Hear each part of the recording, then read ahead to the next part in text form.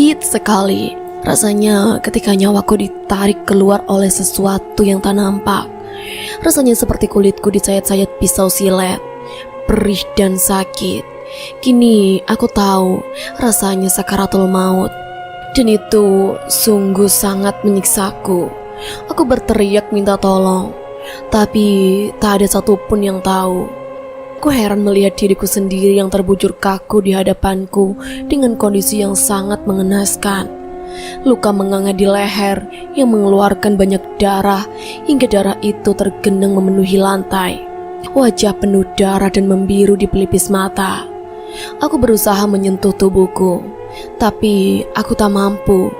Aku berusaha menggapai Dito dan memukulnya kuat, tapi semua itu sia-sia. Aku seperti angin. Apakah aku sudah mati? Apakah ini hanya mimpi? Aku berharap ini hanya mimpi, tapi aku salah. Aku tersadar ini bukanlah mimpi. Di hadapanku itu memang aku. Aku yang telah mati, lemas dengan darah di sekujur badan. Kulihat dengan jelas bagaimana kejamnya Dito memperlakukan mayatku. Dilipatnya tubuhku hingga tertekuk dan dimasukkan ke dalam karung. Diikatnya kuat dan diletakkan begitu saja di sudut ruangan. Ia tersenyum puas. Tak nampak penyesalan dalam dirinya. Sepertinya cintanya padaku telah hilang. Aku hanya bisa menangis menyesali diri aku sendiri. Tiada teman, sepi. Aku takut. Aku tak tahu harus kemana dan harus apa. Tak ada tujuan. Aku sakit hati. Aku harus membalas dendam atas kematianku dan anak dalam perutku. Dito, kejamnya dirimu. Dulu ia bilang aku yang dicinta. Dulu aku yang paling disayang. Dulu aku yang selalu mendapat pujiannya. Hingga aku terjebak cinta yang fana.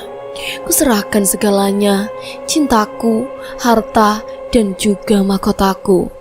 Aku terbujuk cemburu rayu, hingga ternoda dan mengandung. Kini aku terbuang dan terhina, hingga mati pun tak tenang, dan menjadi arwah gentayangan. Kaki pun tak mampu menapak di tanah, berjalan pun melayang.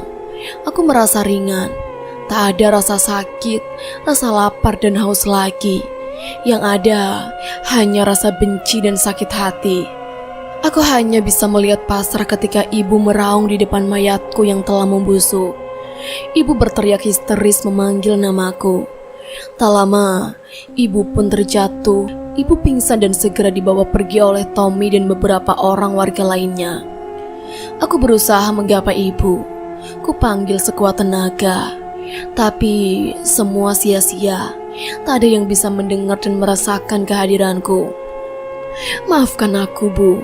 Alia sudah mengecewakan ibu. Alia sayang ibu. Aku menangis melihat ibu. Aku telah mengecewakan ibu. Aku tahu perbuatanku dulu sangat menyakiti hati ibu. Kini yang hadir hanya sesal. Sebelum dendamku terbalas, aku tak akan bisa tenang. Itulah mengapa aku menggoda seorang pria lajang. Sepertinya ia mampu melihatku dengan wujud yang rupawan. Aku berharap ia yang ku tahu bernama Wahyu mampu membalaskan dendam atas kematianku kepada Dito, lelaki bajingan yang tak punya hati dan pikiran. Mas Wahyu lelaki baik dan juga lugu, sepertinya tertarik dengan kecantikanku. Tentu saja dia tidak tahu kalau aku adalah hantu. Aku sebenarnya tak tega memanfaatkan dirinya. Tapi lama-lama aku pun mulai jatuh cinta. Aku tahu dunia kami berbeda, tapi kebaikannya membuatku tak ingin kehilangannya. Aku tak pernah tahu rasanya dicintai secara tulus. Mereka yang singgah hanya mau menikmati tubuhku dan kecantikanku. Tak bedanya Dito si pembunuh. Tapi apa yang dilakukan Mas Wahyu di luar dugaanku. Dia sangat sopan dan tak pernah macam-macam padaku. Seandainya aku bertemu dengannya di saat aku masih hidup, tentu aku akan bahagia dengan dirinya. Aku bingung harus jujur padanya kalau aku ini hantu. Tentu ia akan pergi menjauh. Apalagi sekarang ku tahu Nadia pun sekantor dengan Mas Wahyu. Aku tahu Nadia punya hati dan menyukai Mas Wahyu. Tapi aku tak akan kalah kalaupun aku hanya seorang hantu. Cukup Dito yang direbutnya, Mas Wahyu jangan. Ku kepal tanganku penuh amarah. Nadia pun harus mati di tanganku. Begitu juga si pembunuh Dito. Sungutku kesal. Dendam ini harus segera terbalaskan. Sakit hati akibat pengkhianatan sahabat dan kekasih tak bisa diobati. Nadia dan Dito harus merasakan apa yang aku alami saat ini. Menjadi arwah gentayangan yang tak diterima di bumi. Tak ada tempat singgah dan tempat kembali, yang ada hanya sepi dan sendiri. Kupaksakan kakiku melangkah menyusuri lorong-lorong sempit malam ini. Dingin angin semilir menyibak rambutku ke sana dan ke sini. Hampa dan kosong rasa di hati. Ku tetap jauh ke depan, berharap bertemu dengan kekasih hati. Sengaja aku berjalan di tempat sepi. Aku begitu kangen dengan Lia, si jantung hati. Semenjak aku tahu Lia sudah mati, aku begitu kehilangan. Dia tak pernah datang lagi. Walaupun aku sudah tahu bahwa Lia alias Alia, wanita yang ditemukan, sudah menjadi mayat di rumah kosong itu. Anehnya, aku tak mampu membencinya. Aku belum bisa melupakannya. Kenangan tentangnya terlalu indah untuk dilupakan. Aku tahu sangat menyeramkan kalau gadis yang aku cintai selama ini bukan manusia, melainkan hantu gentayangan. Tapi aku rasa Lia punya alasan sendiri mengapa ia menggangguku. Sedangkan aku sebelumnya tidak pernah mengenalnya. Aku memutuskan duduk sendiri di bawah pohon rindang tak jauh dari gang tempatku tinggal. Aku berharap ia datang dengan wajahnya yang rupawan. Tentu saja, walaupun aku tahu wajah aslinya sangatlah menyeramkan. Ku hisap rokokku dalam-dalam dan menghembuskan perlahan-lahan. Mataku berbinar melihat sekelebat bayangan putih dari atas pohon. Bayangan itu makin nampak jelas menuju ke arahku. Tak ada rasa takut sedikit pun di hatiku. Aku bahagia. Akhirnya ia datang menemuiku. Lia, itu dia. Rambutnya panjang tergerai dengan gaun putih panjang menyeret di tanah. Sayang, kaukah itu? Kataku seraya berlari menghampirinya. Ku peluk tubuhnya tapi tak mampu. Aku tak mampu menyentuhnya. Ia seperti angin, tak dapat ku sentuh secara utuh. Maafkan aku, Mas, aku telah membohongimu, jawabnya pelan. Aku tahu sayang, tapi tak bisakah kita bersama seperti dulu? Tanyaku mengiba. Lia hanya menggeleng. Matanya basah, air matanya tumpah. Aku mencintaimu sungguh, tapi aku tak tahu siapa aku. Aku dan kamu berbeda dunia, Mas. Aku di sini tersesat. Aku butuh dirimu untuk menolongku, Mas. Tolonglah aku agar aku bisa pergi dengan tenang ke duniaku sendiri, Mas. Jawabnya penuh harap. Aku hanya bisa terdiam. Aku tak kuat kehilangannya. Aku benar-benar mencintainya. Otakku tak mampu mencerna. Yang ku tahu hanya cinta. Cinta buta. Apa yang bisa Mas lakukan untukmu, sayang? Ku jawab dengan air mata yang jauh berderai. Hati ini terasa sakit menghadapi kenyataan bahwa orang yang dicinta telah tiada. Dada ini terasa sesak. Jiwa ini terasa hampa. Tolonglah, Mas, carilah informasi dengan Nadia. Temukan keberadaan orang yang membunuhku dengan kejam, Mas. Aku mohon. Pintanya mengiba. Aku mengangguk tanda setuju. Ia tersenyum manis menatapku, mengisi relung hatiku yang kosong. Dingin. Seketika ia berubah menjadi asap putih dan perlahan-lahan menghilang. Wajahnya yang cantik memudar di telan kegelapan malam. Aku pun sendirian. Sedih, sepi. Kuputuskan untuk pulang ke rumah, membawa serpihan hati yang hancur berkeping-keping. Melangkah guntai tak bertenaga. Pagi-pagi sekali aku sudah berada di depan rumah Nadia. Kebetulan hari ini libur bekerja. Aku sengaja datang untuk mengorek informasi tentang Lia dan juga pembunuhnya. Nadia tampak sumringah melihat kehadiranku. Nadia tampak pucat dan terlihat lebih kurus dari biasanya. Dia berlari menuju ke arahku. Senyumnya terkembang hingga ia terlihat sangat cantik. Entah berapa purnama ku lewati hingga tak ku sadari ada gadis cantik seperti ini ada di sekitarku. Pandanganku seolah hanya tertuju pada paras cantiknya. Tak ku sadari ia telah berdiri di hadapanku. "Mas Wahyu, tumben pagi-pagi begini sudah bertandang di rumahku." Suara Nadia seketika membuyarkan lamunanku. "Mas ada perlu, Nat? Apa kamu ada waktu?" tanyaku. "Tentu, kalau buat Mas, aku selalu punya waktu," jawabnya manja. Entah mengapa, ku rasa Nadia menyukaiku. Dari gelagatnya selama ini, cara ia menatapku, cara ia berbicara kepadaku. "Kamu sudah sehat, Nat? Gimana keadaan kamu sekarang?" "Alhamdulillah sehat, Mas." "Mas kesini hanya mau melihat keadaanku ya?" "Bukan, Mas ada perlu lain." "Mas, jangan serius banget deh, aku jadi takut nih," jawabnya sembari terkekeh. "Nat, kamu kenal almarhum Alia?" tanyaku langsung. Nadia tampak terkejut begitu ku sebut nama Alia. Sepertinya ia memang mengenalnya. Nadia menghela napas dalam-dalam, seperti ada beban yang selama ini ia pendam. "Ya, aku mengenalnya, sangat mengenalnya," jawabnya terbata. "Aku pernah bilang padamu kan Mas, kalau kamu diikuti hantu? Dan sungguh aku pun baru tahu hantu itu adalah Alia sahabatku," jawabnya sembari merebahkan tubuhnya di kursi ruang tamu rumahnya. Sekuat tenaga aku berusaha tenang. Aku tak menyangka Nadia adalah sahabat Lia. Ini semua sungguh di luar dugaan.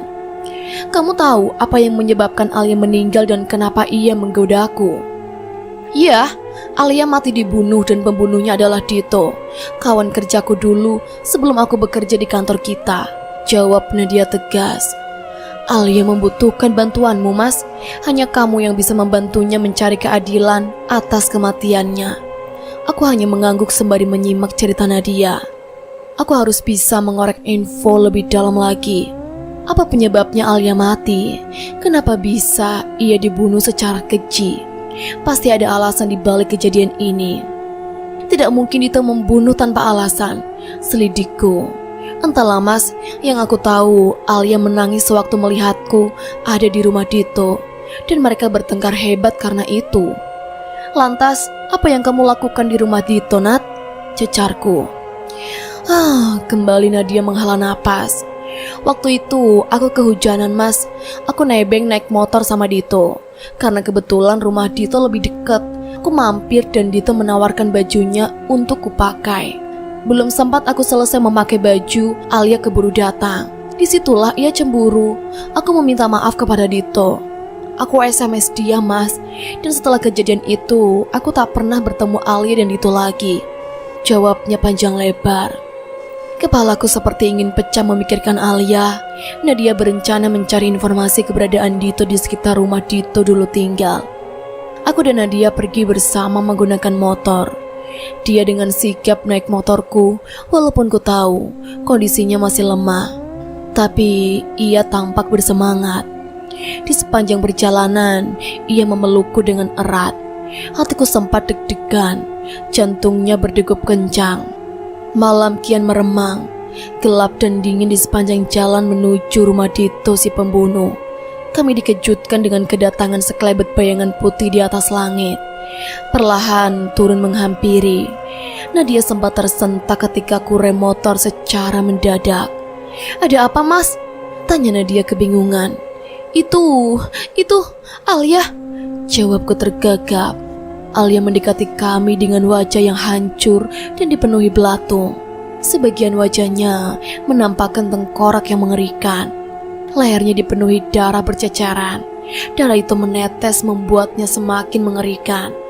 Ia menatap tajam ke arahku dan Nadia seperti terbakar cemburu. Aku tahu, aku sangat mengenal tatapan itu. "Maafkan aku Alia, aku tak bisa menyembunyikan perasaanku dengan Mas Wahyu." Nadia mendekati Alia tanpa rasa takut sedikit pun. Ku beranikan diri mengikuti Nadia dari belakang. Aku sungguh takut menghadapi Alia berwajah mengerikan seketika luntur cintaku. Aku memang lelaki pengecut. Aku dan Dito tak pernah berselingkuh. Aku bersumpah, kau pun sudah tahu itu. Tapi izinkanlah aku mencintai Mas Wahyu. Kau harus sadar Alia, dunia kalian berbeda. Lanjut Nadia.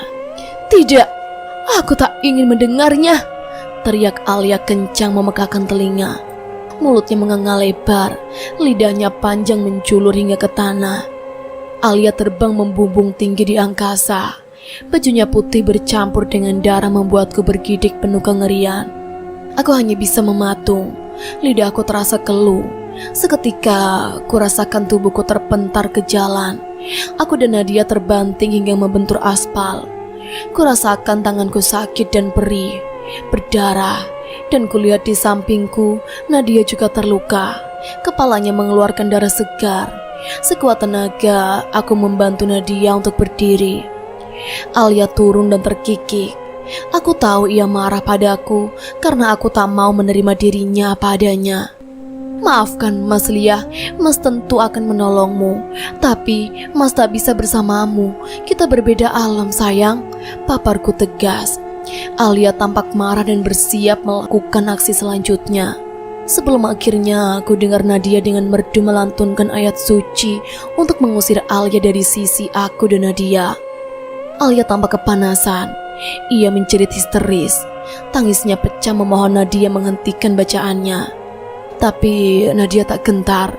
Ia terus membaca sampai akhirnya Alia terbang ke angkasa dan hilang menjadi asap putih dan tertiup angin. Aku pun memutuskan untuk singgah sementara di sebuah penginapan bersama Nadia. Tentu saja berbeda kamar. Kami beristirahat sejenak, memulihkan tenaga. Aku yakin semua ini akan berakhir. Teror Alia harus segera diakhiri. Hidupku tak mau terus begini.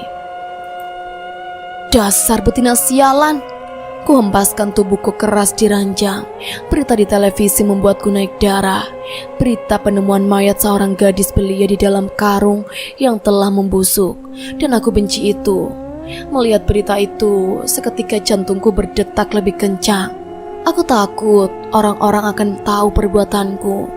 Ya, akulah Dito, pembunuh betina sialan itu. Betina murahan yang tak pantas bersanding denganku. Aku benci setiap hari berita itu selalu muncul di TV. Misteri kematiannya masih diselidiki. Aku beruntung mempunyai otak yang cerdas. Menurutku, aku mampu mengelabui dan menghilangkan jejak tanpa terlacak oleh polisi. Tapi setiap hari, aku selalu dihantui bayang-bayang betina laknat itu. Menyebut namanya pun, aku sudah jijik, apalagi harus menikahinya. Cuy, tak sudi aku. Aku tega, ya, aku tega. Antara tega dan terpaksa itu tipis. Aku terpaksa dan menjadi tega karena ia selalu mendesakku untuk menikahinya. Ia beralibi mengandung anakku, katanya. Tapi aku tak percaya. Mana mungkin aku yang menghamilinya. Sedangkan aku tahu ia banyak bersama pria selain aku tentunya. Di kampus, ia sudah terkenal sebagai wanita murahan dan gampangan. Aku sengaja mendekatinya dan menjadi pacarnya. Semua aku lakukan supaya bisa dapat gratisan. Gratis servisan darinya, jahat memang. Tapi aku merasa puas. Ia memang memuaskan. Di balik tubuhnya yang indah, ia pandai memanjakan. Wajahnya pun tergolong rupawan. Sebenarnya aku sudah mulai suka. Tapi karena selalu didesak, aku pun menjadi tak sabar. Aku naik pitam. Sedari ia menelepon, aku sudah berencana untuk menyingkirkannya. Nah, kebetulan ia menghampiriku sore itu. Ku bawa ia dengan paksa menaiki motor ninjaku. Motor andalan yang bisa membuatnya bertekuk lutut di kakiku. Ku bawa ia ke rumah kosong tak jauh dari tempat tinggalnya. Aku tahu rumah itu jarang didekati warga karena terkenal dengan keangkerannya. Rumah itu sangat cocok karena sudah pasti tak akan ada yang berani mendekati jauh dari tempat tinggal warga. Bila tertarik pun pasti tak akan ada yang mendengar. Sempurna untuk rencana jahat yang akan aku lakukan. Betina jalang itu memelukku erat. Tapi sayang, aku tidak mencintainya. Semua hanya nafsu belaka. Betina bodoh yang gampang diperdaya. Mau apa sayang kita kesini? Tanyanya begitu sampai di depan rumah kosong menyeramkan itu. Sudah ikut saja, bentakku seraya menarik tangannya kuat. Ia pun terseret mengikuti langkahku yang tergesa-gesa. Dadaku rasanya berdegup tak karuan. Amarah, benci, dan takut jadi satu. Aku takut jika harus menikahi betina jalang itu. Aku tak punya tabungan. Uangku selalu kuhabiskan dengan berfoya-foya. Apa kata keluargaku nanti jika aku menikahi betina murahan, bukan wanita baik-baik? Apa yang mau kamu katakan, Bang? Apa kamu selingkuh dengan Nadia? Teganya kau, Bang. Pukulan demi pukulan mendarah di dadaku. Betina itu terbakar cemburu. Tidak, aku tidak selingkuh. Aku hanya tak mau menikah denganmu, ucapku seraya mendorongnya kuat hingga ia pun jatuh tersungkur di lantai. Betina itu meringis kesakitan, dan roknya yang tersibak nampak jelas darah kental mengalir di antara dua paha mulusnya. Ia memegangi perutnya. Nampaknya ia sangat kesakitan. Apa yang kamu lakukan, Bang? Tolong aku, Bang. Perutku sakit. Aku takut anak kita kenapa-napa, Bang. Pintanya mengiba. Anak kita? Jangan gila kau ya betina murahan. Bagaimana mungkin yang di dalam perutmu itu anakku, sedang kau dijamah banyak lelaki selain aku? Teriakku marah. Tapi ini memang anakmu, Bang. Aku tak mau tahu kau harus menikahiku, Bang. Ancamnya kemudian. Mataku merah menahan marah. Aku seperti orang kesetanan. Aku tak dapat mengendalikan emosi yang membara di hati. Ku dekati ia, ku jambak rambutnya. Tak puas, ku tampar dan ku benturkan kepalanya di dinding berkali-kali hingga darah mengalir di keningnya. Ampun, Bang, teriaknya. Aku seperti buta. Aku merasa belum puas untuk menyakitinya. Ku banting betina itu ke lantai. Ku pijak-pijak kepalanya dan perutnya. Tapi betina itu masih juga bernyawa. Masih belum puas juga, ku jambak kembali rambutnya. Ku ambil pisau lipat yang sengaja aku bawa sebelumnya. Ku sayat lehernya hingga darah merah deras mengalir membasahi wajah dan bajunya. Ia pun terkapar tak berdaya. Selanjutnya, ia pun lemas tak bergerak. Aku tersenyum puas. Akhirnya, betina itu mati di tanganku. Ku ambil karung dan ku paksakan betina itu masuk ke dalamnya. Ku letakkan di sudut ruangan. Ku bersihkan sisa darah di lantai yang berceceran. Ku ganti pakaianku dengan pakaian yang sudah ku siapkan. Baju dan pisau lipat ku bawa masuk ke kantong dan ku bawa pulang ke rumahku. Puas rasa hatiku. Sedikit sesal, sepertinya tidak terpengaruh. Setidaknya aku lepas dari tanggung jawab dan dari betina sialan itu. Urusan kedepannya, aku tidak mau tahu. Biarkan esok jadi misteri dan aku bisa pergi jauh. Mereka tak akan bisa menemukanku. Selamat jalan betina sialan. Semoga kau segera masuk ke neraka.